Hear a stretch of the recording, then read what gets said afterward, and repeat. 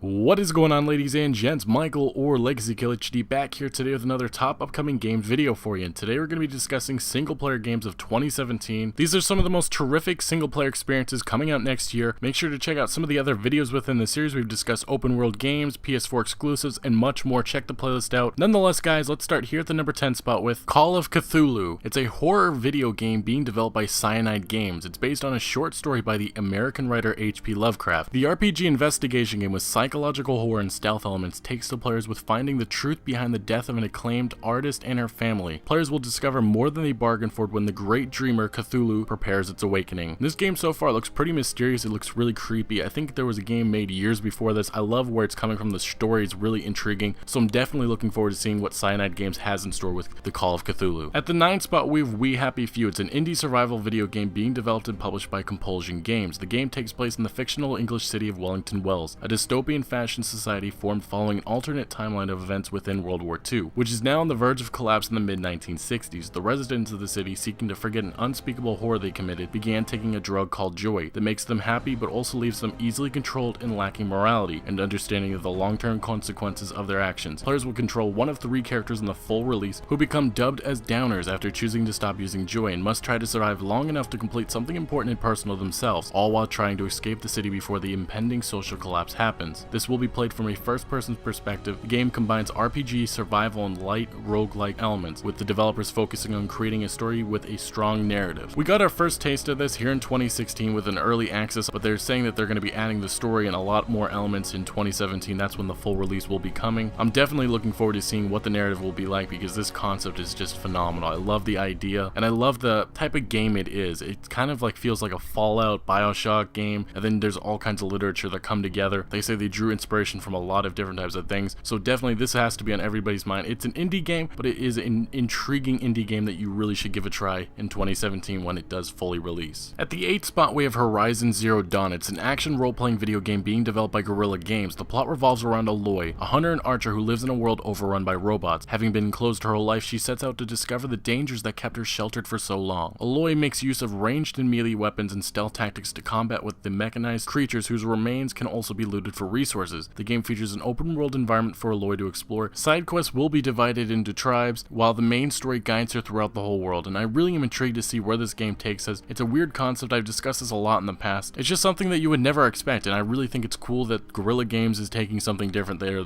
known for the Killzone games, and I really am happy that they're taking a different type of step. We've seen a lot of the gameplay. It looks beautiful, but I'm really wondering what this story will take Aloy to. Maybe she'll find out the answers of what exactly happened to humanity and why these mechanized creatures rule the earth. At the 7th spot, we have Days Gone. It's an open world action-adventure survival horror video game in development by SIE Bend Studio. It will be played from a third-person perspective, and we will be controlling Deacon St. John, a drifter and former bounty hunter who prefers to live a dangerous life on the road over living in wilderness encampments. The game takes place 2 years after a global pandemic occurred which killed almost all of humanity, but transformed millions of others into freakers, mindless zombie-like creatures that are quickly evolving. Players are allowed to use multiple ways to complete objectives, such as utilizing stealth for silent takedowns or taking the aggressive approach by using long and short-range weapons. Players are also able to craft new items to improve combat efficiency. And so far what we've seen in Days Gone was a really awesome E3 presentation. It was a big surprise. Not a lot of people expected this, and it's a really cool zombie game. A lot of people have been bashing on the zombie industry just because there's so many zombie games out there, so much to zombie entertainment in general, and I've even discussed it a lot, but I love the survival aspect of this. It looks really fun, and I really am intrigued to see what Deacon St. John's story will be like and seeing what it actually ends up being, because I've talked about this before. I said it looks like Sons of Anarchy type of thing, which will be pretty cool if they actually make it that way, but it also kind of grabs aspects from a lot of other zombie games that makes it a lot of fun. So I really am intrigued, and hopefully it'll have a fun story with different types of things that we'll actually be able to do in this open world setting. At the 6th spot, we have Detroit Become Human. It's a neo-noir thriller video game being developed by Quantic Dream. The plot revolves around several playable characters, all of whom are androids. Among them, Kara, who escapes the factory she was made in to explore newfound sentience, and Connor, whose job is to hunt down deviant androids like Kara. The characters may survive or perish depending on the choices that are made, which serve to shape the story as customized by the player. There are multiple playable characters in the game who can die as the story continues without them. As a result, there's no game over message following a character's death. The story will branch out depending on which choices are made. The more information one collects within a certain amount of time, the greater the chance of success will be in deciding the course of action. And this game is coming from the Heavy Rain developers, and there's a lot of choices in this. The game is set to only be between 8 and 10 hours, but the good thing is they're saying that there's a lot of replayability because there's so many different characters and so many different paths, and and so many choices that you're really going to have to think, I guess, fast in the first minutes of the game, so you'll actually be able to play through at the end and play a different type of style, and there's going to be all kinds of endings, and it's really sounding like you'll be able to create multiple different types of stories with these characters, just because it's such a different type of video game that we haven't gotten in a while. So it's going to be really cool to see how this all works out, but it feels like you'll be playing different types of stories each time you actually go through it. And at the top 5, here at the 5 spot, we have Prey. It's a first-person shooter video game being developed by Arcane Studios. The player takes the role of Morgan Yu, a human aboard a space station with numerous hostile aliens. The player will be able to select certain attributes of you, including gender, and decision made by the player will affect elements of the game's story. To survive, the player controls you to collect and use weapons and resources aboard the station to fend off and defeat the aliens. Also stated that the aliens have an array of different powers that the player's character can gain over time. One such alien has the ability to mimic everyday items such as a chair. It's being called more of a psychological game rather than a horror one. Now I know there's a lot of haters out there just because of the fact that a lot of people, like myself even, wanted to see that Prey sequel, you know, the original Prey. And with this new reboot coming from Arcane Studios, there's going to be a lot of people questioning every move that they make, but I'm really hoping they deliver with a great story and gameplay experience, and hopefully a game that doesn't make us question why that original Prey sequel did not happen. At the 4th spot, we have God of War. It's a third-person action-adventure video game in development by Santa Monica Studio. The game will be a soft reboot for the franchise. It will take the series to the world of Norse mythology. Kratos will return as the main character, and now he has a son. Kratos acts as a mentor and a protector to his son, and has to master the rage that has driven him for many years. This new installment will be single-player only. The game will feature elements similar to role-playing games, such as archery knowledge points as well as Spartan Rage timed ability during battle. This ability appears to be the new take on the rage ability of the previous installments. There will also be crafting resources for the players to find. This is one of the best delights of E3 2016. It looks absolutely phenomenal. I like that they're actually upgrading on the graphics, and I also like the story direction. It's going to be interesting seeing Kratos and his son and the direction that they go with that, and actually seeing what type of story will come with this, and also seeing the Norse gods. That's pretty cool. I like that they're actually rejuvenating this franchise by also going down that road, so we'll actually be introduced to new monsters and new gods, and this has been one of my favorite franchises for PlayStation, so it's going to be a lot of fun to dive once again with God of War, and I really am happy about this game and what it looks like it's going to be. At the 3 spot, we have Spider-Man. It's an open-world action-adventure video game based on the Marvel Comics superhero Spider-Man. It is being developed by Insomniac Games. The game will tell an entirely new story about Spider-Man and is not tied to any film or comic book. The game will cover both the Peter Parker and Spider-Man aspects of the character and will feature a more experienced Spider-Man, so hopefully that means that we don't get another Uncle Ben death. The game will also take place in an open-world New York City. Players will be able to use Spider-Man's well-known abilities such as web-slinging and wall crawling, as well as new gameplay elements unseen in previous Spider-Man games such as traversing using parkour. And guys, I gotta admit, I really am pumped for this. I've talked about this so much, but it really is one of those games that really caught my eye at E3. It was one of the best announcements. I think maybe if not the best announcement. It was just phenomenal. I mean, I've talked about this with a lot of you guys even in the comments of other videos, but this reminds me of Spider-Man 2. That was one of my favorite Spider-Man games of all time. Just a lot of hours and a lot of fun that I had with that. So this next one, we're getting a more experienced Spider-Man, so definitely hopefully we don't get another Uncle Ben death. That was one of the worst things. I swear every single game, every single movie has to have that, but I feel like it's time to move on. Maybe we get an older Spidey, older Peter Parker that's smarter, and maybe even a newly created villain. At the 2 spot, we have Mass Effect Andromeda. It's an action role-playing third-person shooter video game being developed by BioWare. It is the first game in the Mass Effect series to feature an open world. The game takes place long after the events of the first 3 Mass Effect games in the Andromeda galaxy. A new protagonist, Ryder, is designated as a Pathfinder, an operative tasked with discovering a new planet for the human race to colonize. The game features various planets for players to explore, with each having their own characteristics. Similar to its predecessors, the game features a dialogue tree, choices, romantic relationships with companions, and co-op multiplayer. Now this has to be one of the most hyped games for next year. Everybody's getting anticipated about this because it looks absolutely phenomenal. And I know all of us want to dive back into the Mass Effect universe, and this time with an open world to explore and all these new characters and alien races that we're actually going to be able to interact with and new enemies. I think it's actually amazing that they decided to give us something that's different, you know, a different type of game, but it's also restarting the Mass Effect series with new everything. I mean, it's going to be a lot of fun to see what BioWare has in store for us with this game. At the number 1 spot, we have Red Dead Redemption 2 or Red Dead 3. It's an open world western action-adventure third-person shooter video game being developed by Rockstar Games. In 2015, an ex-Rockstar employee, Danny Ross, confirmed Red Dead Redemption 2 was the next game coming from Rockstar Games. In 2016, it was leaked with an in-game map that Red Dead Redemption 2 was on the way. Multiple sources, including TechRadar, confirmed this leaked map to be legitimate. This leaked map actually contains information hinting to an Indian war that I discovered myself. You may want to check those videos out because they are crucial to the plot for the next Red Dead game. Months later, pre-alpha concept art was leaked showing the direction of the next Red Dead game. Take-Two stated we won't see any releases from Rockstar till at least April of 2017. What we know so far about the Red Dead Redemption 2 is it will be much bigger compared to its predecessor. It It will be a prequel, and the ability to swim and explore the ocean will be featured. This game is shaping to be between the 1880s and the 1900s, which is a period that I'm really intrigued to see because there are some historical moments that we already know about in the Red Dead Redemption universe, such as the massacre of 1899 in Blackwater that included Landon Ricketts. And that's not to mention some of the other historical moments such as the Indian Wars that ensued during that period of time and the Spanish-American War of 1898. There's just a lot of history to cover in these games, and it's going to be really fun to see what Rockstar Games can make with this. And also not to mention some of the other things I want to see from Red Dead Redemption, such as hunting, looting, Deadeye, mini games such as poker, duels, online multiplayer, and horse riding, and so much more. But the main focus is hopefully going to be on the narrative because that's what made Red Dead Redemption such an amazing title. But I think we all can agree we're just ready to dive back into this Western setting and get another Rockstar game. Anywho guys, I want to thank you so much for watching. Make sure you tell me in the comment section what single player game you're looking forward to the most and why. Also check out some of the other videos within the series. And if you didn't already, make sure you smack that like button if you did enjoy the video or found any informative value. Thank you so much for watching. Love you guys, and I'll see you later.